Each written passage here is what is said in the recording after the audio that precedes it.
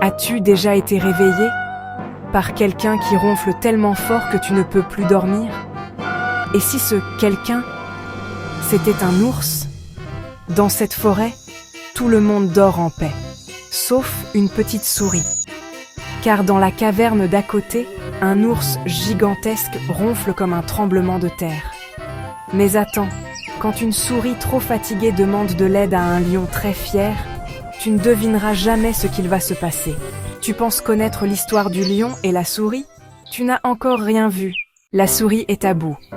Toute la forêt dort, sauf elle. Elle va jusqu'à l'ours pour le réveiller gentiment. Rien. Elle essaie avec une trompette. Rien. Elle erre dans la forêt, les yeux cernés. Mais là, un écureuil lui dit « Va voir le lion ». Sa voix est si puissante qu'il réveille les montagnes. Mais parler au roi de la jungle? La souris tremble mais y va quand même. Devant la caverne du lion. Elle craque une branche sans le vouloir. Ah! Tu oses me réveiller, petite chose? La souris explique son problème. Mais le lion, arrogant, la renvoie sans même l'aider. Mais surprise, le lion s'éloigne, nerveux, et gratte, gratte, gratte comme un fou. Il a des puces et il a honte. La souris le surprend en train de se gratter comme un chaton.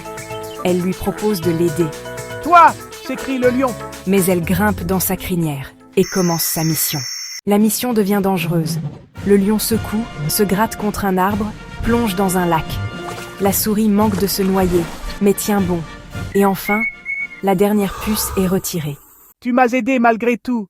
Tu es minuscule, mais tu as un courage de roi. Il s'incline. Montre-moi cet ours qui t'empêche de dormir. Ils arrivent devant la caverne. Le sol tremble. Le ronflement est pire qu'un avion. Le lion inspire profondément et rugit si fort que les rochers vibrent. Quoi? Qu'est-ce qu'il se passe? C'est l'été! Toute la forêt éclate de rire.